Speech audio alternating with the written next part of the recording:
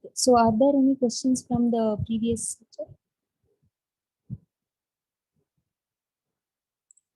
The Euler's torsion function, and then we also saw the Euler's theorem.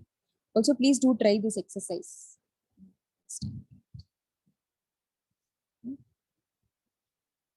I mean, a generalization of Chinese reminder theorem. It's not very hard, but please do try it. I mean, at least the existence part, if not the uniqueness. Okay, so I hope there are no questions about Euler's theorem. Okay, so today we want to begin with topography. We'll come back to this observation that I had mentioned right, at the end of the previous lecture. Let's just begin with how one communicates securely. Okay, so that is the goal in cryptography, to communicate securely.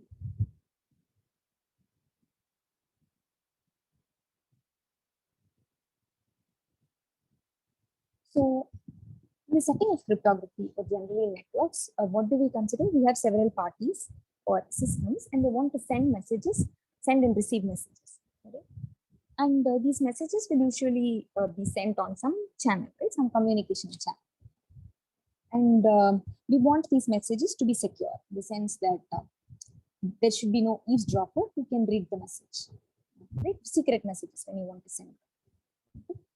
So generally, there can be several parties, but in most settings that we will study today, we will have two parties. And these two parties are traditionally called Alice and Bob. So there is Alice and there is Bob, and they both want to communicate. So they want to send and receive messages. And this channel through which they communicate is usually called the communication channel.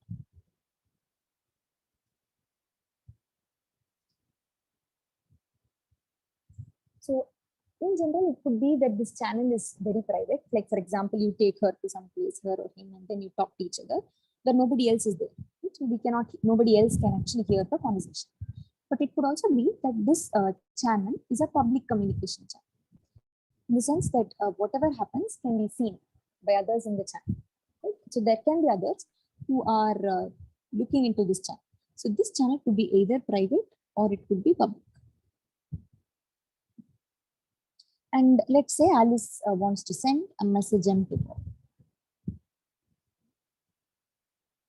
So what do you think Alice or Bob should do? For example, if she wanted to send, let's say, A, B, C, D, E to Bob, or let's say hello.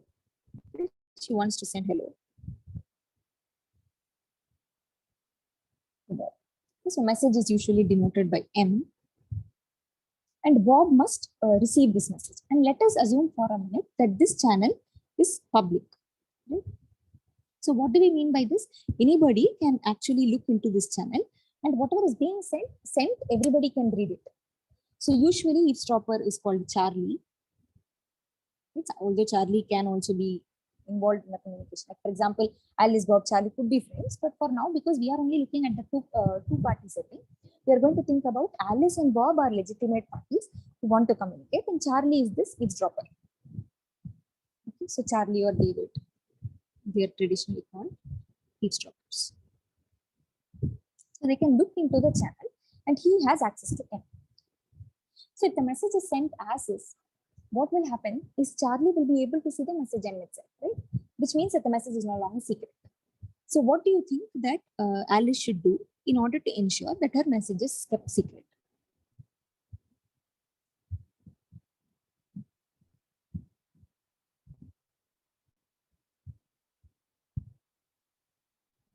Oh, can you hear me, by the way? Yes, ma'am. Okay, so one way to do this is encrypt the message, right? So transform this message hello into something else. Okay? Let's say I'm going to transform it into something. And Alice now sends this message to Bob. Instead of sending hello, she will send IFMMP. Okay, so now what do you think? Is this sane? Is this insane? Is this fine? instead of hello, if she sends IFMMP, right, what should Bob do to understand Alice's message? Alice has wanted to say a hello, but she's not saying hello. Instead, she's going to send IFMMP. Now, what should Bob do?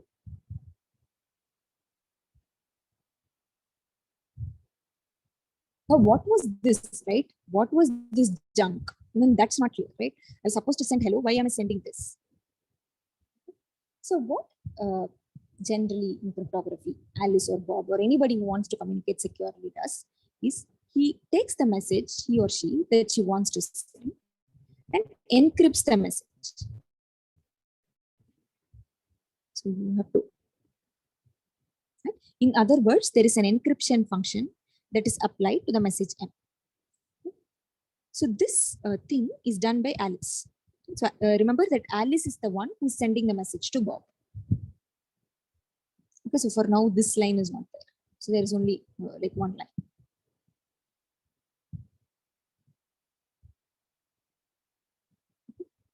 So this process is called encryption. And what is produced is not the message itself, right? So though we wanted to send, Alice wants to send M, she now massages M and makes a new text out of it. Probably longer text, probably shorter text, or maybe same length but a different text, and so on. And this is put into the communication channel. Okay. So now this message, right, after encryption, whatever is put into the communication channel is called the ciphertext. So it is denoted by the letter C. So C is equal to encryption of M. Now, on the other side, Bob receives the ciphertext C. He has to somehow massage C and try to understand what is the original M that Alice wanted to send. Correct? So this side is Bob's side. And what Bob does, this process is called decryption. So he decrypts C. In other words, he applies a function which is decrypt of C. And he gets back the message M. Okay, is this clear? So M is decryption of C. So ideally, in an ideal world, what we want is that the message M is the decryption function of the encryption function applied to M. Right? If this can be achieved, then absolute secrecy can be achieved. And what should be, okay, so now let us look at this. Is this setting clear, like what is going on? Yes, ma'am. So now can somebody see how hello was made into IFMMP? So Alice wants to send hello. So what Alice does instead is she just makes every letter its next letter. Okay? H became I, E became F, this became M, M, P. So in other words, this is what happened. Every letter A, B, C, D, E, and so on up to Z, she assigned a number, right? Let's call this 1, 2, 3, 4, 5, and so on up to 26. Okay? And then whenever she wanted to send A, she sent B. Whenever she wanted to send C, she sent D, and so on. Whenever she wants to send Y, she'll send Z. And when she wants to send Z, she'll send A. Okay, so Z will go to A. All right. So this is what she will send. Okay. So my message M is hello. My ciphertext C is this.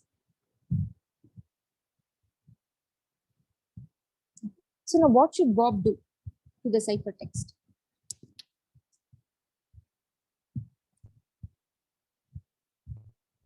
To decrease. Bob should decrement, right? So whatever was the letter, he must figure out what the previous letter was. If he can do that, he can completely find out what Alice's message is. So what is going on, right? So you associate a number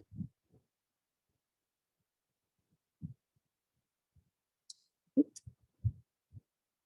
every letter. and then shift the letter, the number by 1.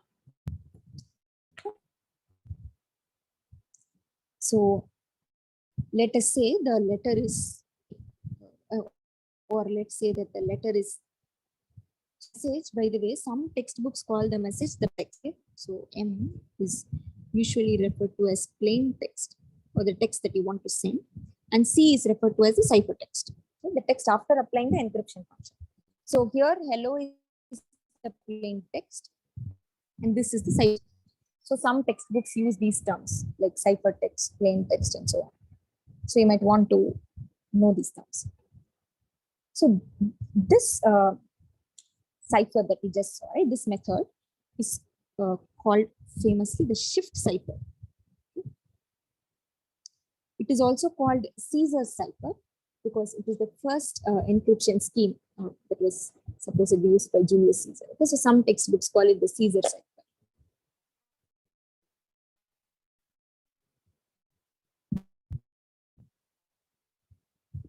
So now shift the letter by 1 and send the message.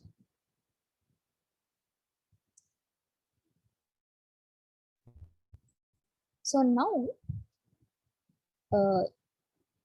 can somebody explicitly say what the function is, the encryption function is? Let's say only one letter we want to send out, okay? And that letter is the letter P. What is the definition of the encryption function in this setting? The value plus 1 mod 26. Mod 26. Is this clear to everybody? You just add 1, this modular arithmetic came in because we translate. So there is nothing so great about this letter 1. It can be any K. So it's P plus K mod 26. This is the encryption function. And what should be the decryption function applied by Bob? So this P plus K mod 26 is your C, right? The ciphertext. Now the decryption of C should be what? It should be a function of C, right? It should be a function that is applied to C to get back your plain text P, the letter P. See, Bob has C. What should he do to C?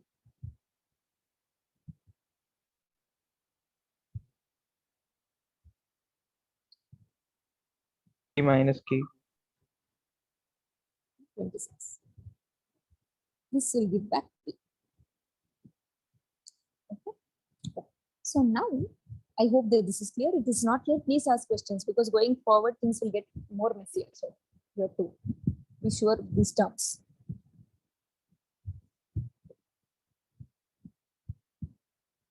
Okay. So now this is clear. Right? So there are certain things to observe here, right? First, both Alice and Bob must know K.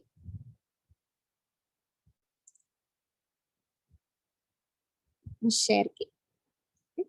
In other words, Bob must know what is the shift value that Alice used. Otherwise, there is no way he can get the original message because he has to try then all possible 26 shifts. That is also something he can do.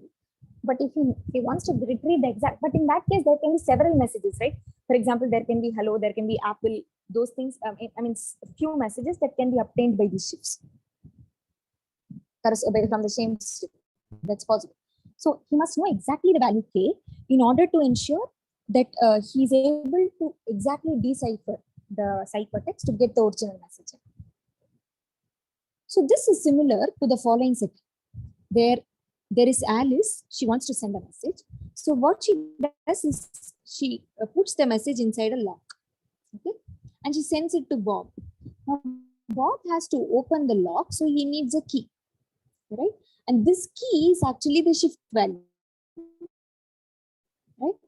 The moment he knows play function to this message, to this lock, right? And open the lock and read the message, okay? So this K is called the key. Okay? This is like really important.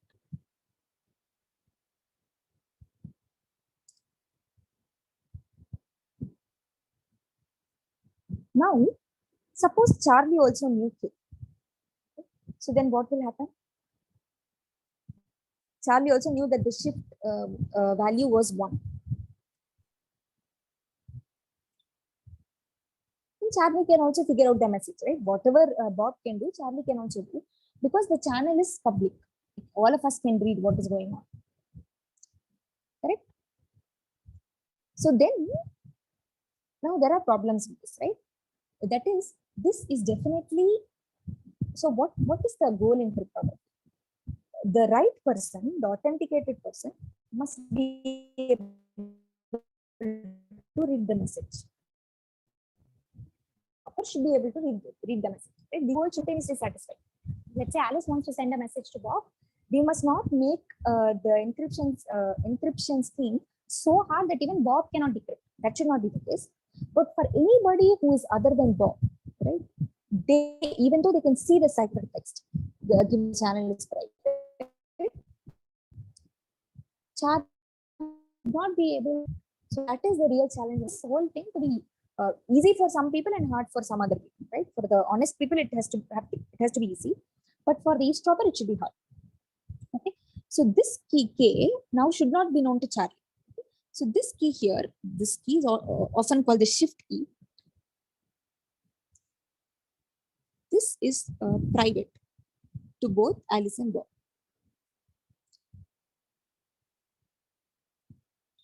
Okay. In other words, in a very practical setting, what can happen is, let's say there are three computers or three networks. Our users are Alice, Bob, and Charlie. Now, in a network, Alice will want to communicate with Bob also, with Charlie also. Right? And we don't want Charlie to read messages that are sent to Bob. We don't want Bob to read messages that are sent to Charlie. Okay? So if this is the case, right? Can Alice use the same shift key to both Bob and Alice? If she used the same key, then whatever message Alice sends to Bob, Charlie can read, and whatever message Alice sends to Charlie, Bob can read, because they're all using the same key, right? And the channel is public, so whatever they put in, the other person can also decrypt by applying the decryption function. Okay? So this requires that every user,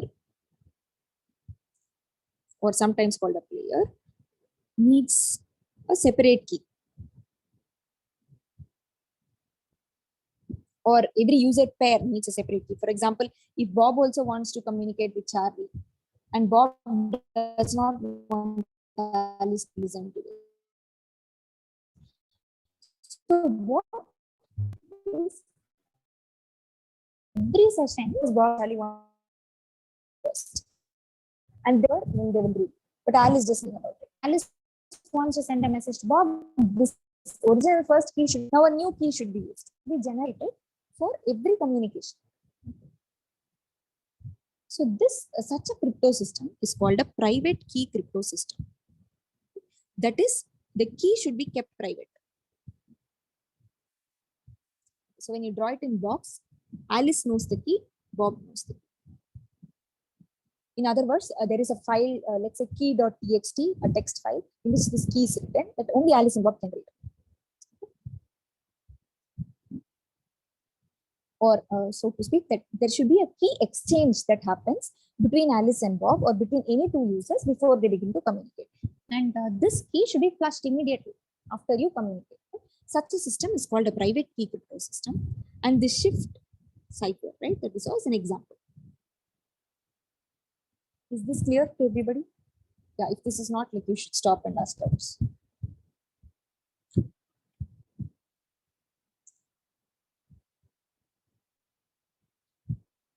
Okay. So there is nothing really fancy about this linear function.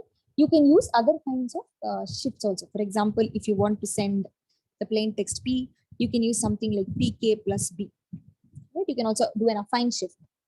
And then accordingly, the other person can do a CK minus and so on. Such ciphers also exist, and they are called affine ciphers.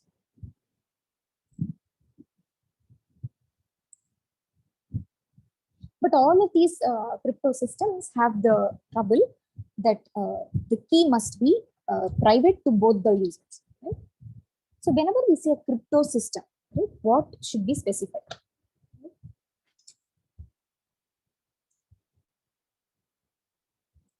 So first, You have to say what possible messages you can send. So there is a set of messages which are called plain text messages. Right? What is it that I'm going to send? Am I going to send letters? Am I going to send numbers? Am I going to send some ASCII symbols or bind bits? What is it?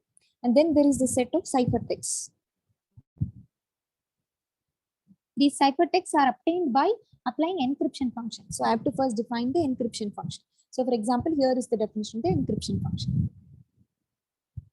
So for this Caesar's crypto system, P is the set of plain text messages, which are messages of a certain length also, you can say, of length M, which use the English alphabets. The ciphertext, set of ciphertext messages, these are numbers. Right? What is actually being sent will be, you will just shift. So that's also a text message. But these are a different set of text messages. So if Alice is going to send hello, Apple, or a few other things, names of some countries, then ciphertext will be corresponding 5-letter words. Okay? So you have to define the encryption function. Now, if you see closely at this encryption function was not just a function of the message. It was a function of the message and the key. Right? So usually we will write encryption of P comma K. I'm just writing encryption M comma K, right? Because we are going to send blocks of letters, right? The message is, so here it is only for one letter, P. M is the message. So I'm going to do this for all the messages. Similarly, the decryption function is also a function of the ciphertext and the key K. So I have to specify what the decryption function is. Right? And then there are possible keys that I have to specify. Right? Here keys are numbers from 1 to 26. In general, keys could be anything. For example, if you look at an affine cipher, it's AX plus B, or let's say AP plus B, right? Where A, B are in, let's say, 0 to 26. 0 to 25. This is possible. Then this is your set of keys. Okay, so what is the allowed set of keys? These 5 entities together define what a crypto system is. Okay? Is this clear? At least like what is going on and what is a private key crypto system? Yes, ma'am. Okay. So now, just as we saw, right, there is a disadvantage here. What is a disadvantage? Every time there should be a new key that is generated. Suppose that is not, it's not practical, right? In the sense that every time somebody has to send a message, you have to generate a whole new bunch of keys. Right? So this is also difficult in the sense. So this key, right? How do they exchange the key? Right? First, the key must be securely transmitted. Correct. So this is like secure communication requires a key, for which itself we need secure communication. Right. So even exchanging the key is a really intelligent process. It's called the key exchange protocol. It happens before the actual communication begins. So every time I cannot ask the users to flush the key and use a new key. When key exchange is an expensive process. So I don't want to do that. So that is when public key crypto systems were developed. So what is a public key crypto system? Ideally, what do you want it to be, right? If there are several parties, for example, there is Alice, there is Bob, let me call David, okay? Because Charlie I'm going to use for some bad person. So these 3 are good people. So they are our users. And Bob wants to send a message to Alice, and David also wants to send a message to Alice. They are, in fact, what we want to say is there are n number of users in the network, and all of them want to send a message to the server, let's say, all the clients. Okay? And Alice is like the server. So every time I cannot say, okay, you use a new key. So what we want to do is Alice has a file. Let me call this key.txt. Okay, so this is a text file in which she is going to publish her key. So this key is public. What do I mean by public key?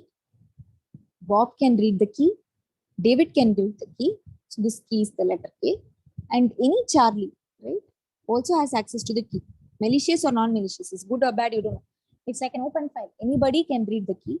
And anybody who wants to communicate to Alice will open the file. So suppose Bob wants to send a message. Let's say the message is M. Okay, I'll write this M1. And David wants to send a message M2. Okay. So Bob will open the file key.txt. He can see the key. So what Alice is announcing to the world is, okay, look, here is the key you have to use. Whenever you want to communicate with me, use the encryption function together with the message you want to send, and here is the key. Okay. So what Bob will do is he will produce encryption in 1K.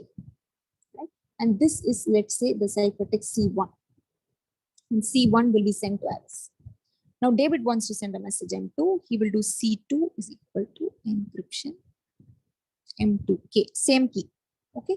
So here you must remember that the target is to develop the same key, use the same key.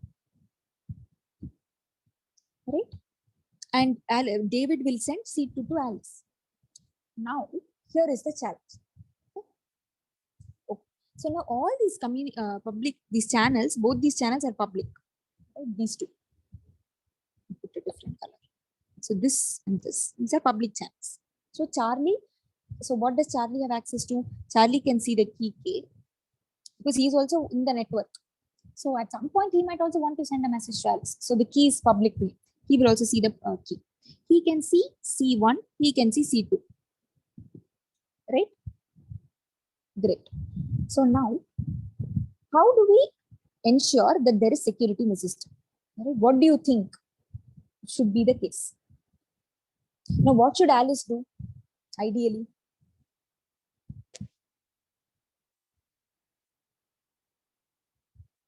So Alice has two ciphertexts. She has to decrypt, correct? So she has to apply a decryption function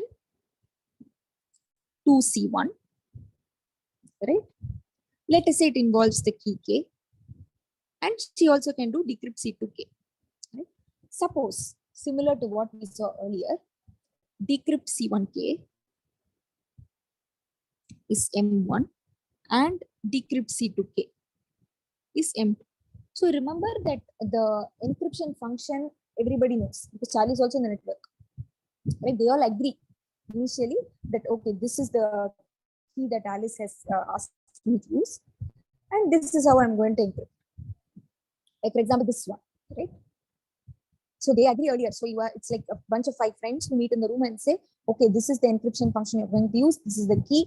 This is the decryption function. Done. I will do this and send you the message. You can read it. Okay. So now suppose this was the case, right?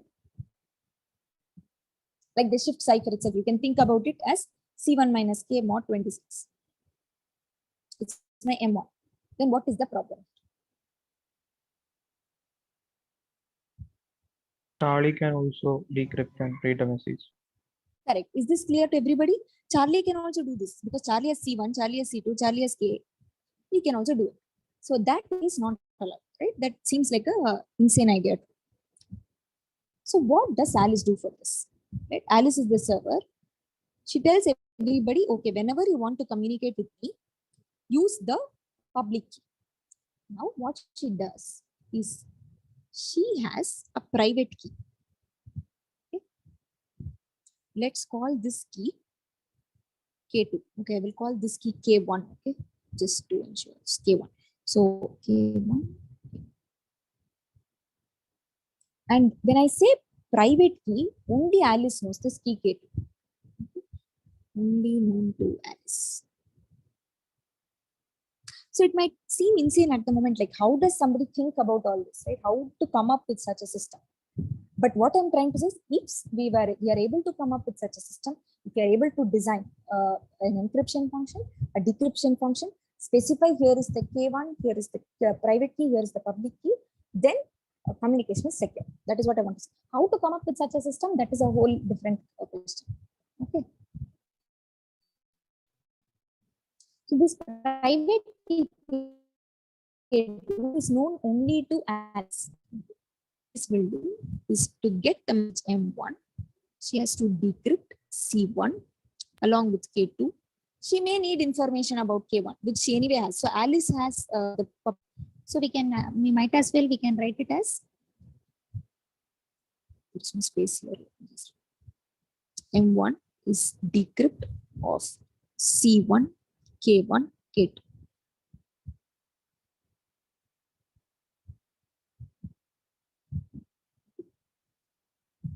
Suppose she could do this, then is everything. So what is the real idea behind this? Although we know the public key, right, the encryption key, no user other than Alice will know the decryption key. Okay? So Bob cannot decrypt messages that David sent to Alice because she can. Her only thing she's authorized to do is send messages. So she knows how to encrypt. She knows the key that she needs for encryption. So her messages she anyway knows. She's the one who's originating the message. But even if she reads this channel, like even if Bob like eavesdrops into this channel and sees C2, she does not know K2. Okay? So this is how you should design a crypto system. That is the send. So let me just write it down. What is the key idea? Key I should not use. Main idea is that knowing the encryption key or the public key. Okay, so the encryption key is public. This should be clear. So encryption key is public. So anybody can send messages to Alice. And decryption key is private.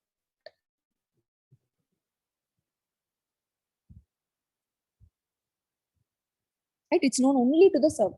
And knowing the encryption key does not provide any information about the decryption key. That is, if you know K1, there is no way you are going to guess K2.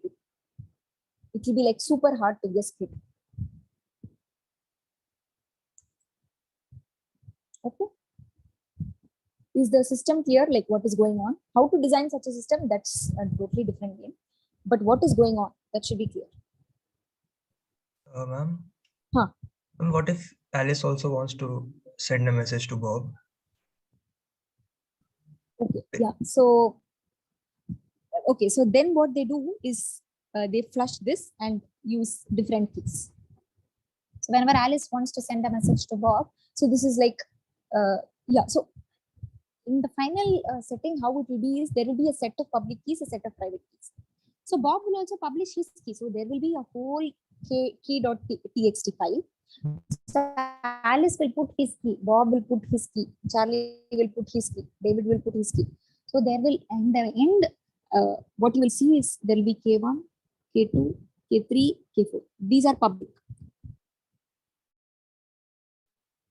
So if communicate to Alice, he has to with M1 and K1. If David wants to communicate to Bob, he has to use this key. They want to communicate Charlie, he has to read this key. So they will read the file, whatever the corresponding key, they will do that. Appropriate decryption keys will be known to only them.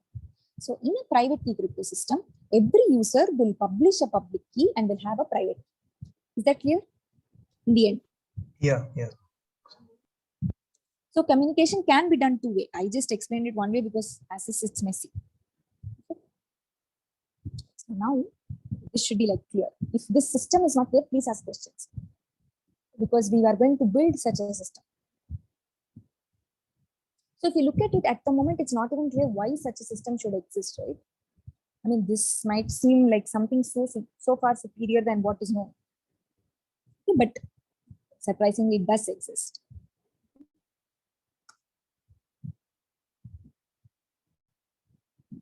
Okay. So one goal is this, the way you design these, you want decryption, encryption. Sorry. Right? And this encryption, decryptions and all should be easy to do. When I mean easy to do, these should not be like taking 100 years, 500 years, something that you can do. Both these encryption functions and the decryption. Something doable. Okay, what is doable? We have to define that. We haven't done that. We'll do that. Okay, so now we are going to see a crypto system that is called RSA. So it's a public key crypto system. And this was the probably the most stellar results in cryptography that will first be taught. It's due to Renault Rivest.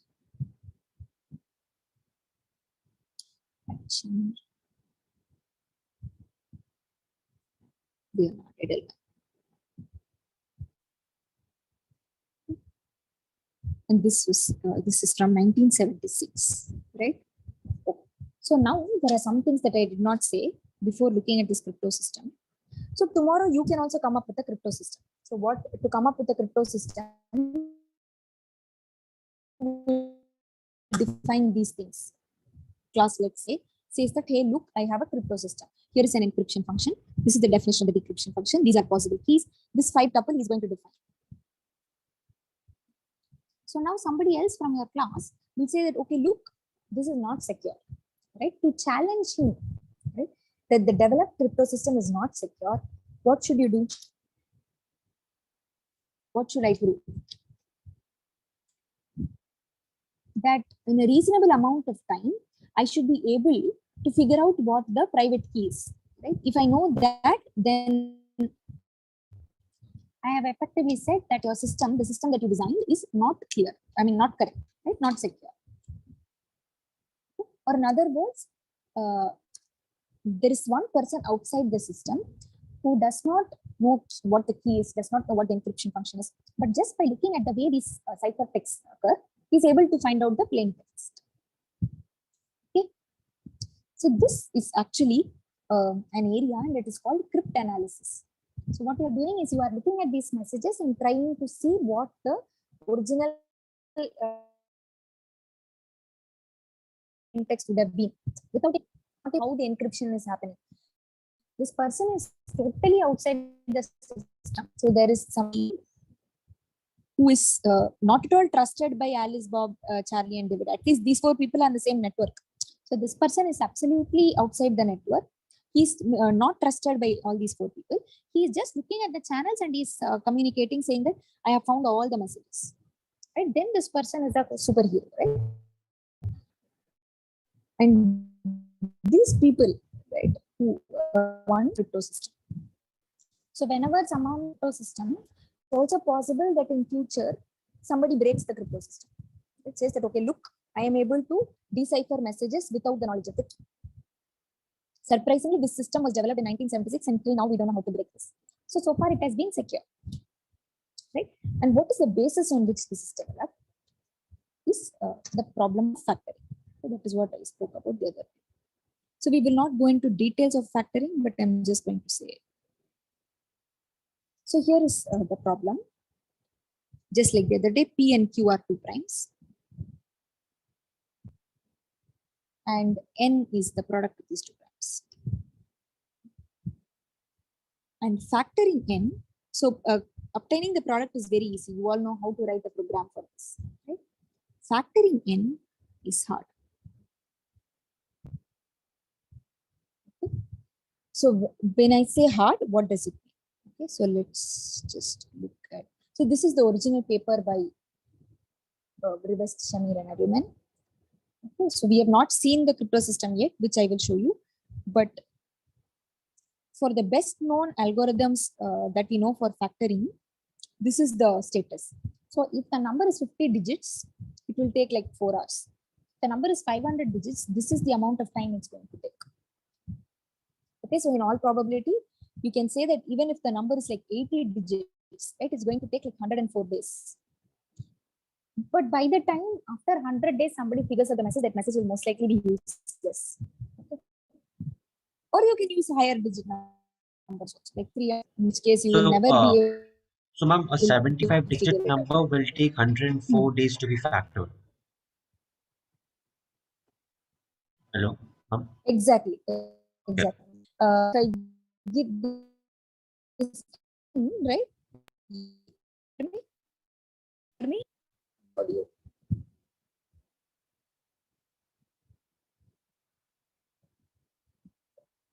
Hey, can you hear me? Yes, we can hear you. Okay. So yeah, exactly. Right. So if P and Q are, let's say, 200-digit numbers, okay, and I ask the computer to find the product of these 200-digit numbers. So these are not just numbers; these are primes. That's like super important. So these two prime numbers I can multiply and get some 200-digit large number, which is a composite number. This product can actually be computed by a computer in a fraction of a second. The moment you give the input, this will spit out the answer. Okay? But if you give this product to another computer and ask it to find the original two prime numbers, then this is approximately the amount of time it will take. Of course, this paper was written in 1970. Now it will take approximately this much time. Okay, maybe more or it will be somewhere roughly around the best algorithms that we know today. Right? So if the number is 75 digits long, the amount of time that your computer will take to factor it will be 104 days. Right? Even with the best factoring algorithms. Maybe it might be slightly lesser now, right? Given that this paper was written in 1976, but roughly this is the estimate. Okay. So the larger the number of digits, it will become more and more harder. So the time taken will be roughly this function that is written here, n to the square root of ln n by ln n. Maybe something better than this is known now, but roughly that amount of time. Okay. So this is what they've written, right? An 80-digit number provides moderate security. So this is really the basis of RSA crypto system. That factoring prime numbers is very hard. It's going to take a lot of time. Okay. Okay, cool. So is this clear? Are there any questions? We should take it now.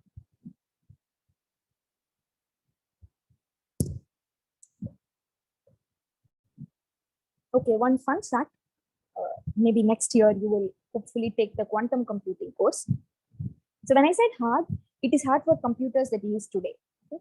So then you will ask me, what are computers that we use today? Let's think of them as your laptops, handheld devices, personal devices, what we call classical computers. But this same problem can be solved by a quantum computer in very, very less time. So the advent of cryptography, the notion of cryptography in quantum computing is entirely different. Okay? So that is why we believe that quantum computers are really powerful. The problem there is that we don't know how to build one. Right? The hardware required to build a quantum computer is the real challenge. Okay, factoring is something that today's computers cannot do efficiently, or we do not know how to do efficiently, but tomorrow's computers can actually do very well. When I mean tomorrow, I mean quantum computers. Okay? But these are all like fun facts. You don't have to know this. Okay? So now you know that factoring primes is hard. So can somebody see how to use this to build the crypto system? This is something ingenious that RSA did. Suppose Bob wants to send a message. Okay, so I will put the setting. So today's lecture might be slightly longer. Okay, I may take like 40-45 minutes because this is the last lecture. I want to just finish this. Okay, so let's say Bob wants to send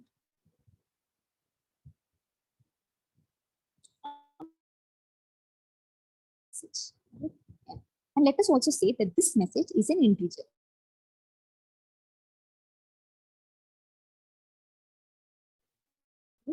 And it is in 0 for some reason. Okay, so now Bob wants to send this message and he's going to send it. Okay, and what is this based on? This is based on the fact that factoring is hard. So this private key must be in such a way that only Alice, Bob or David or Charlie cannot figure out what the private key is. So how should that key be?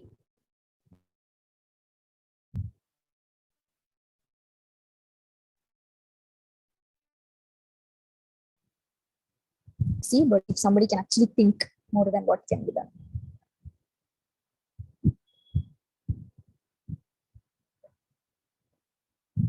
So what should Alice do? Only factoring is hard.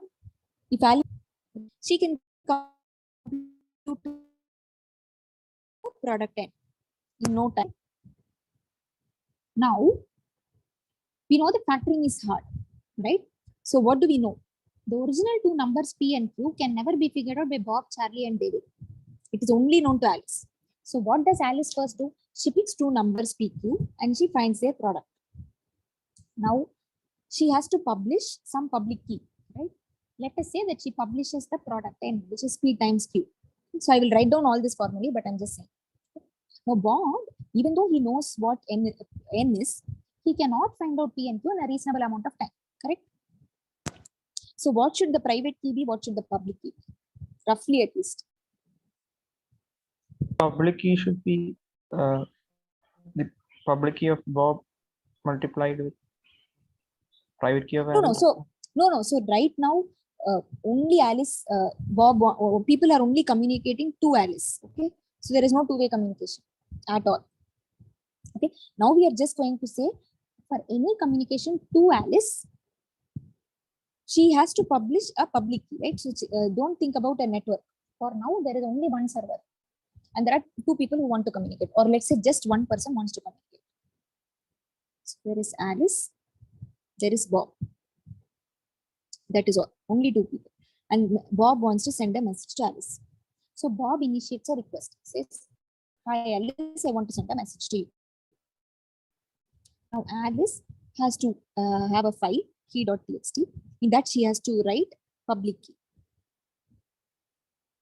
Right? And she has to hold a corresponding private key.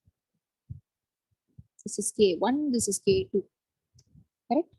Bob should be able to read this key, and Bob should read the key K1, apply the encryption function to the message M with the key K1, and send that ciphertext C.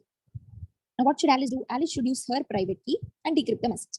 Now, I have told you that factoring is hard. Okay. Now, let's say there's also another Charlie. Just did I use Charlie or did I use? Okay, use David. Use David. There is another David. Now, my only goal is that this message that Bob sends, right, the message M, should be kept private to Alice. David should not be able to see the message. Okay. Is the setting clear? So now, as a first step, I have told you this, right? Alice chooses 2 primes. Okay. How many digits? What? All that I have not told you. P and Q. Computes N is equal to P times Q. Like the product. Now, what should be the public key? What can be the public key? There is no harm in publishing this. What is that?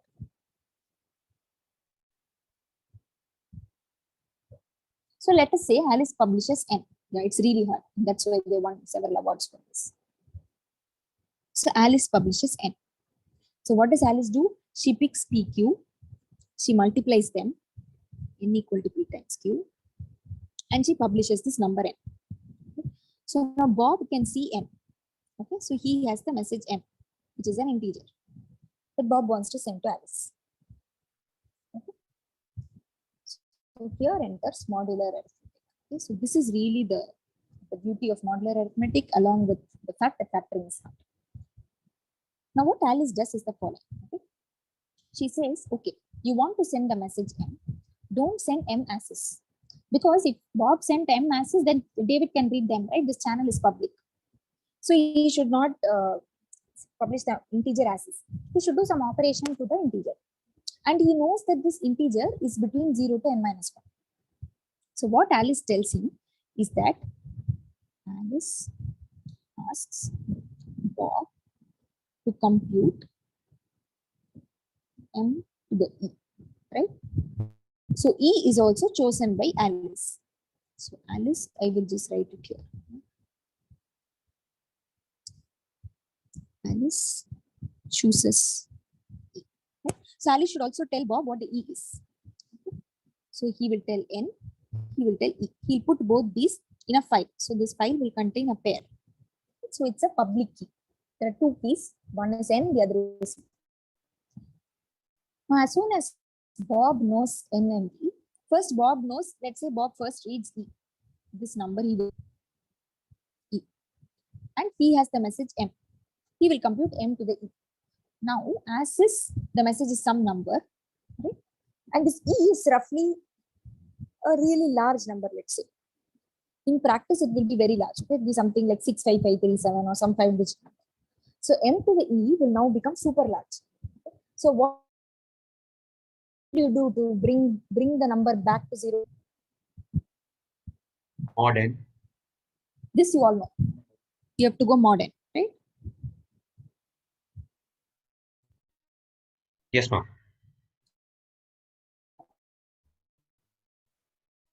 So now, Ma'am, when you've written that what M makes will, n and as the public? You sorry, I wrote something incorrectly. now you've written that M belongs to the set 0 to n minus 1. Is that n the same as the public key or? Correct. Yes, the same. So that is what I'm trying to say is it is so if the number is something between 0 to, let us say, reasonably 65,000, then you choose a reasonably large, Alice will choose a reasonably large prime P and Q so that the product is larger. The product is really large enough to go modulo. That's what I'm trying to say. That is, if the number is, let's say, 65537, this is the number Bob wants to communicate. Okay. So M is such a large number. Then if she picks two small primes, 2 and 3, and says N is 5, right? It won't make sense. So you want the window to be large. This will also become clear after some time. Why? But it's the same N. Okay. For now, you can just take it as same N. Why this is the case will become clear in some time. Okay, yeah. Okay. So now, is this step clear? What Alice asks Bob to do and what Bob does. So now Alice chooses E, and in practice, I told you that E can be very large. Okay. So let me say that E is something like this. Immediately, what question should you ask? Bob is some normal computer, right? So Bob has a normal computer that should compute M to the this such a large number. So is this doable? Will this also take like 105 years, like we saw on the table? Will it? We saw this before.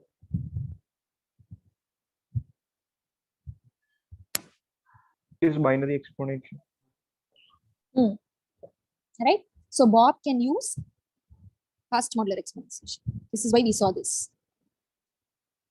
Right? So only logarithmic in the size of the exponent will be required.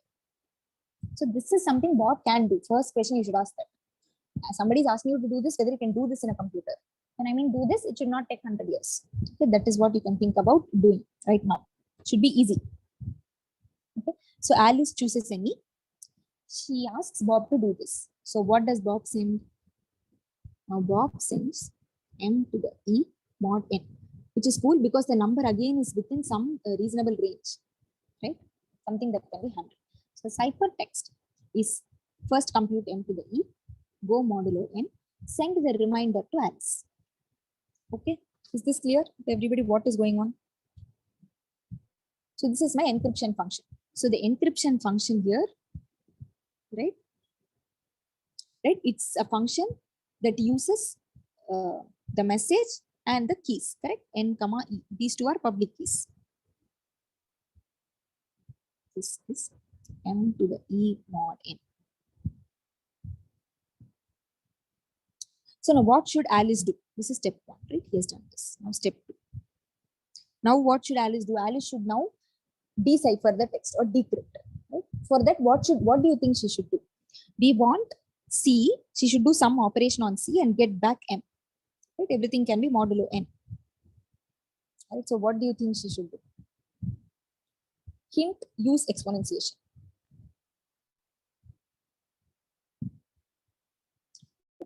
So suppose she does this, okay? She has C. Okay. So what does Alice substitute to the D, right? Now, what should D be in order? So we want this M itself, right? But what C was M to the E, right? So we want M to the E D mod N to be equal to M. Suppose there is an integer D such that this condition is true. Then very, very nice, because Alice can just compute C to the D mod N and she will have M. Correct? Is that clear? Yes, ma'am. Okay, so this D could probably be the private key, correct? So D only she knows, that kind of thing. So that whenever she gets a ciphertext, she will do C to the D, and that will be the message. Right? And this C to the D she can also do because it's also fast modular exponentiation. Okay. Miss, can So we use if there is such a D, such that can we use Euler's say. Gaussian function? Let's see whether we can use. Right, we have to get there. But what is it that we are looking at? We want correct. We'll go there. This is like sort of hinting you to a set. Right? We want this to be true. So E is fixed, M is fixed. That is already published. Now we cannot do anything about it. This capital M message also, Bob, whatever Bob wanted to send, he has sent. Now this D is what we are free to do. Now we want this to be true. For this, what should be true? DE should be congruent to one more N, correct? Suppose there is a D that is, so Alice knows E, right? That's a public key. Now, if she can find out the multiplicative inverse of E modulo N, then she... Phi of n, right? No. I have not even come there. Oh, you have already seen RSA? No, ma'am. DE should be congruent to 1 mod phi of n, right? Right. That is true. Yeah, we will come there. But now I just want to see what is the problem here, right? I have not built the system. Okay. I am building a system. That is where I will come. Suppose D is congruent to 1 mod N is true, right? Suppose I'm able to find out a D. That is, suppose I'm able to compute the multiplicative inverse of E mod N. Then I can just apply this and figure out 10. Correct? Alice can do this. But then what is the challenge here? I just want you to see that. Definitely we can compute the multiplicative inverse. Alice can. You use the extended Euclid's algorithm, right? So she can compute, let us say it exists, right? And she can compute.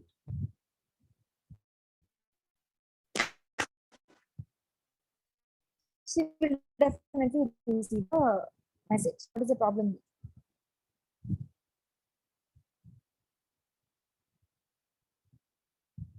This is a difficult question. If you've already started thinking about it.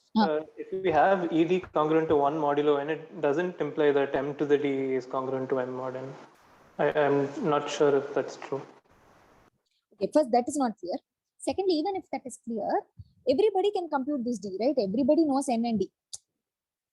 So, what I was trying to say is knowing the public key, right, should not give you any information about the private key. That is very important. So it should not be something that everybody can do. Only Alice should be able to do. And what is the only information that Alice has? That nobody else has? The prime factorization. The primes, right? The PQ. So Alice's private key should somehow depend on the prime factorization. And anybody else, if they want to find out the key, they should know the prime factorization of it. Right? And that is how. That is the real key. I mean, that's the main idea. Okay, so this you have all already understood. Then maybe I won't talk about it. We will just erase this. Okay. So now, okay. So if this is true, then we can do it.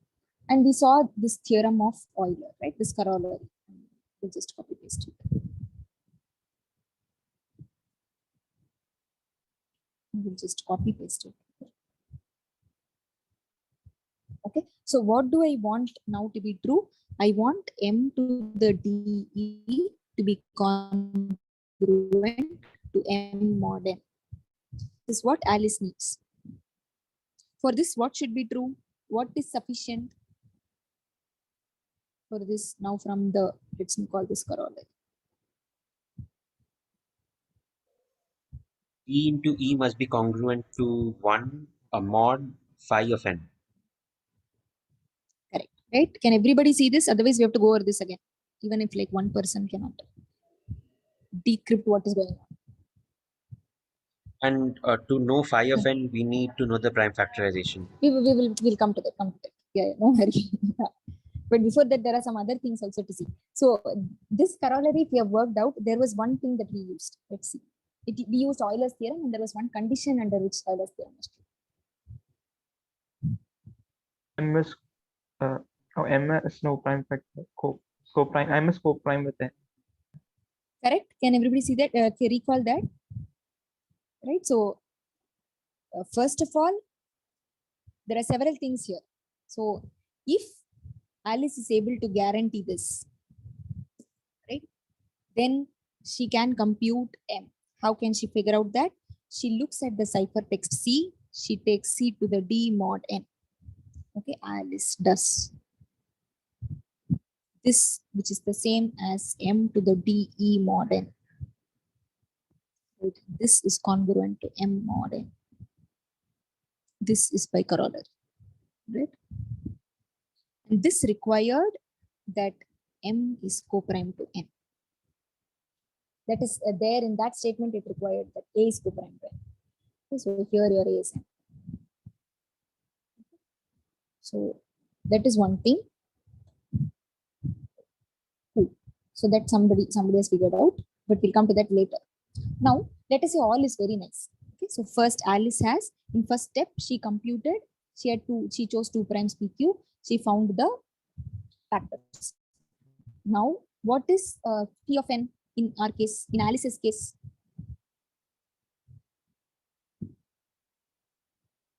Is phi of PQ, right? Which is phi of P times P of Q due to multiplicativity of phi, correct? I don't know how to introduce space here.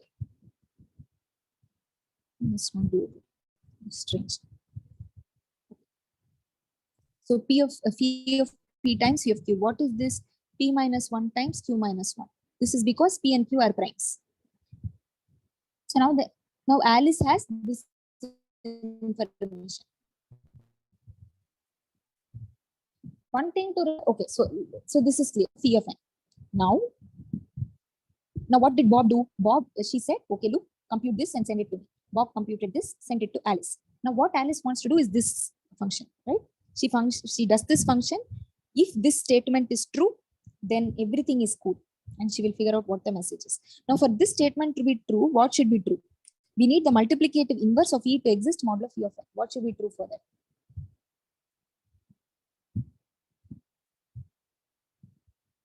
Alice needs the multiplicative inverse of E modulo phi of N to exist. What do we need? What condition should be satisfied for this to be true? E should be combined to phi of N. Correct? Then done. Okay, so now what does is Alice becomes very clever. She chooses an E that is co-prime to phi of N. So step 1. Okay. Step 1, she chooses 2 primes. Step 2, she computes the product. Step 3, she computes the Euler's quotient function. Step 4, she finds an E that is co-prime to phi of N. Okay. And she publishes this N and E publicly in the file. Now Bob wants to communicate. So what does Bob do? Bob computes. I should have written it this way. Okay, I will just change a bit. Okay. I just want to make it neat. The notes. Tomorrow when you read it, you don't want it.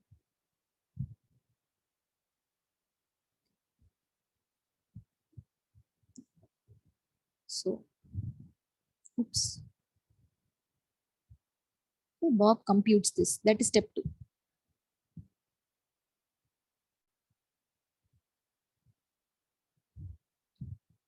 Bob uses fast modular exponentiation, computes M to the E mod n, sends it across to Alice. And that is the C. It's my ciphertext C. Okay. So now what will Alice do? So now what is Alice's private key? That is what I have to figure out. Right? Public key, I've already told you what is it. As you may all have guessed, this is Alice. Right? The private key is PQ. Right? For now. 2 primes PQ. These two are private, known only to Alice. Anybody else cannot figure this out, even though they know N. They have to factor. That's the only way.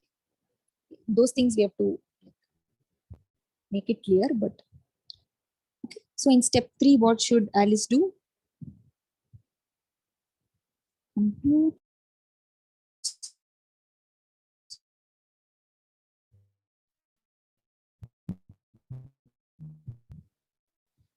See there.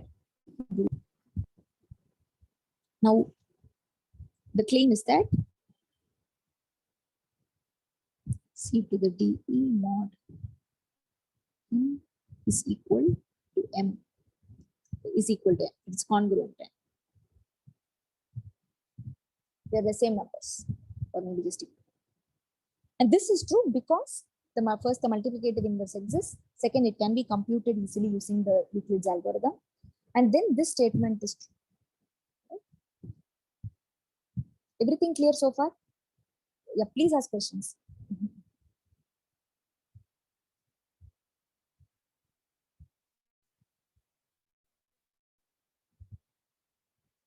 So now this whole thing was based on a few assumptions. Right? What was these assumptions?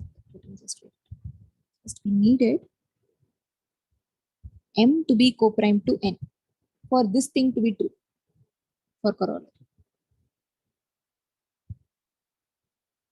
So, which is hard. Why is it? Because M is the message that Bob wants to send. Alice has no clue about it. Right? She knows that it is some number in the range 0 to n minus 1. Right? So it is very difficult for her, Alice, to choose two primes whose product is co-prime to the message that Alice wants to send. Right? That is very impractical. I'm like trying to figure out what is in their mind, which I cannot do. Right? So this condition definitely I have to somehow eliminate. Okay? So this I will come to in the end, but keep this in mind. Now, there are some questions to ask as soon as I tell you the private key, the public key. So now there is, let us say, Charlie. Okay. The bad guy.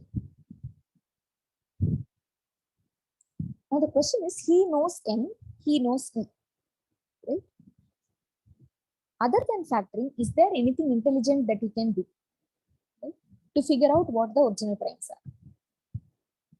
Right? So this just tells us that factoring is hard. Okay, taken.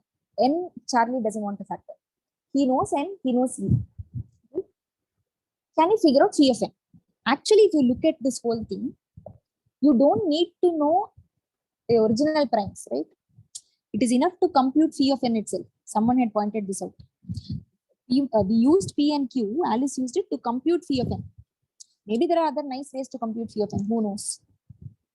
Right? And Charlie was super clever. He just looked at N and he computed phi of N. Right? Suppose this can be done. Can someone see what is happening? Suppose. Is the question clear to everybody? Charlie knows phi of N. Somehow cleverly he figured this out. Right? Note that Charlie also knows N and E. Okay? These are public, so he can read it. Anybody can read it, so can he.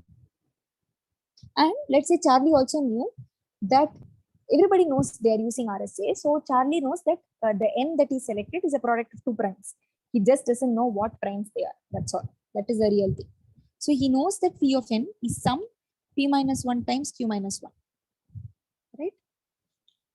So this is PQ minus P Ma'am, he plus knows Q. PQ and he knows P minus 1 into Q minus 1, so we can figure out P and Q. Right, exactly. This should be clear to everybody, right? So this is like N minus P plus Q plus 1. Just by looking at it. So P plus Q is N minus P of N plus 1. He knows N, he knows P of N. So this number he can figure out. And you can compute P minus Q from P plus Q, right? And find P minus Q from P plus Q. Right? You take the square root of P plus Q whole square minus 4n. Okay.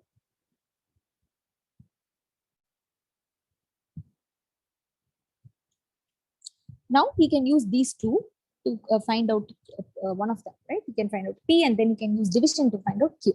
Division is easy.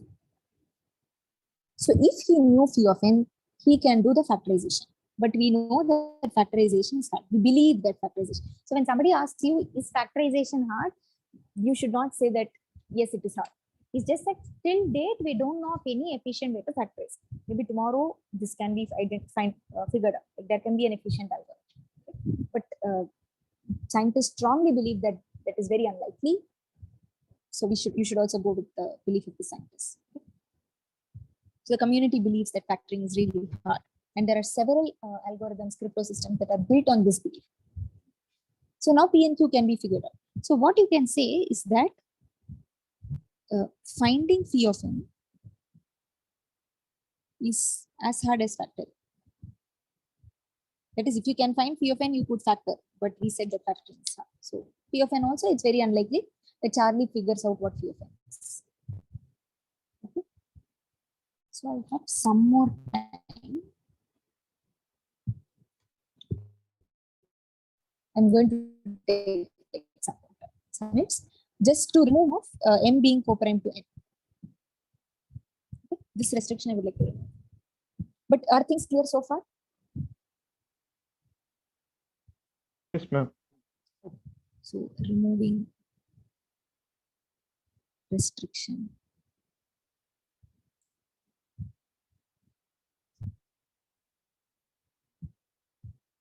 So we know that DE is congruent to 1 mod P. Right? So we know that phi of n.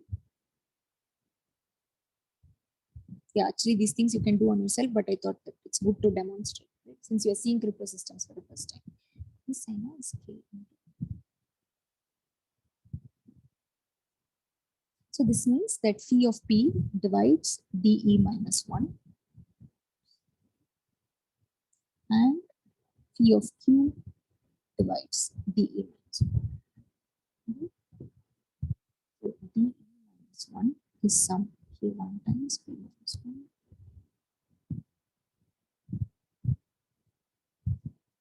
So now what can you say about M to the DE mod prime P? See, ideally where we used this really was to show that M to the DE is congruent M mod N. In our case, N is PQ. Right? So if I can somehow show that M to the DE is congruent to M mod N without using the fact that M is co-prime to N, then I'm done. That is what I'm going to do. But first, let's look at M to the DE mod P. Okay. So this I can write it as M to the DE minus 1 plus 1. So this now is M to the K1 times P minus 1 plus 1. Okay. So now this, I want to say, the claim is that this is the same as M mod. Right? Or in other words, M to the DE is congruent M mod. So first, let's say, I don't know anything about M and P. So let's say M is co-prime to P. Then what can I say about M to the P minus 1?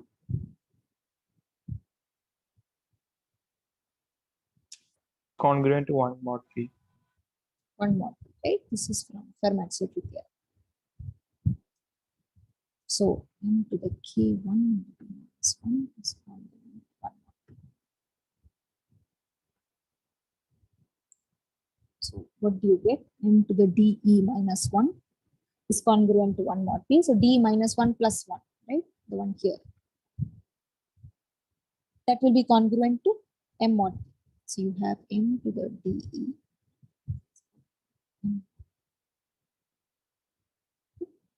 But is this true? Is Alice chose a prime P? Is M co-prime to P?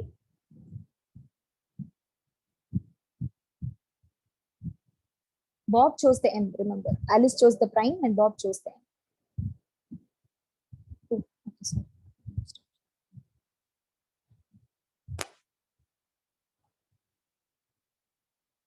P is a prime, right? So this is fine. Case 2 is when M and P are not co-prime. So what do you think we can do in this case?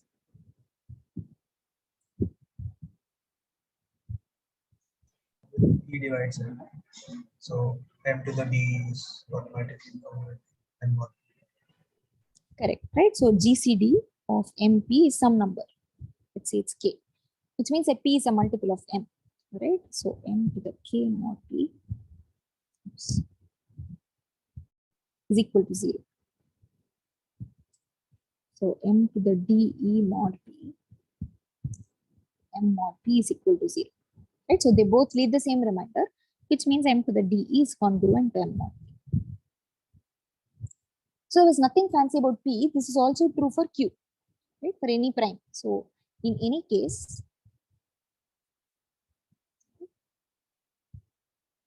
M to the DE is congruent to M mod P and M to the DE is congruent to M mod Q. Remember, we wanted to show that M to the DE is congruent to M mod N. That is a goal.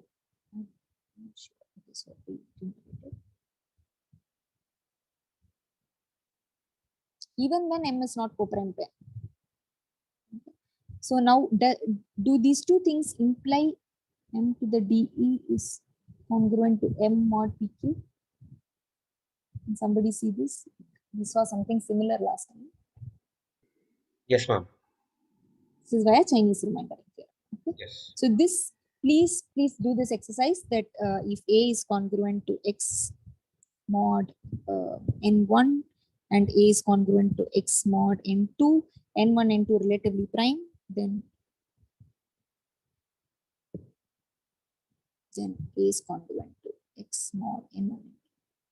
Okay. So we have also removed that restriction. So is the protocol clear?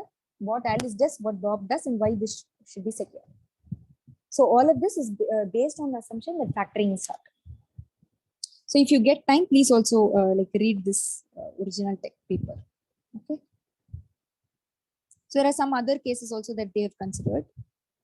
That is, there are two ways to figure out the original primes, right? That we saw. One way was factoring the number n itself. So what Charlie can do is he can see n because n is in the public key. He can factor it, but that we believe that is hard. The other way is he can compute phi of n. Okay? So phi of n also we saw it's hard because if he can compute phi of n, he can factor.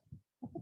So now are there other ways to determine the private key without factoring or computing this? That is also studied a bit in this paper. So if you are, for those of you interested, it's not that you should read all this. Okay, this whenever I say it, you can read or you can try to do this. It will not be part of the exam. Okay? So these are like fun projects for you this summer. If you find time, you can take this up.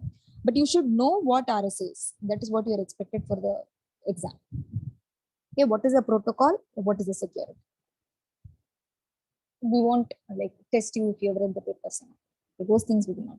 Whatever was done in class should be clear. That's all. But for those of you who are interested in cryptography, right, like, want to figure out are there other systems and so on, you can go and read this research. Then there is also another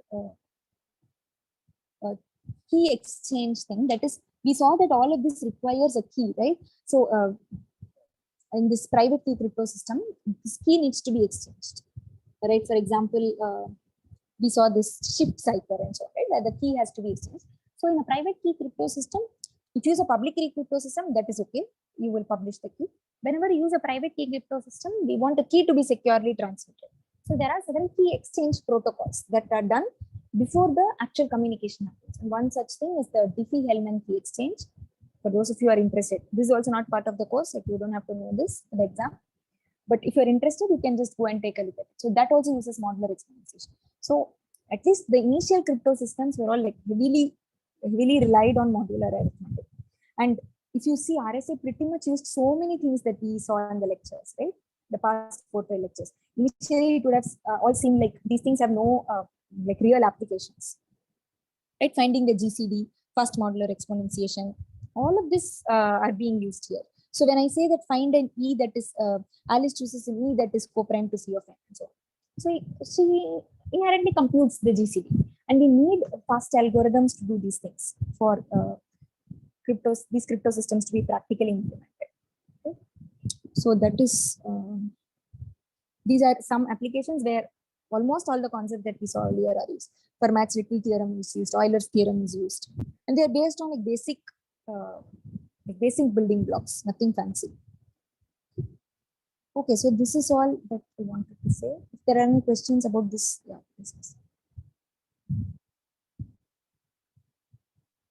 Okay, I will just stop recording.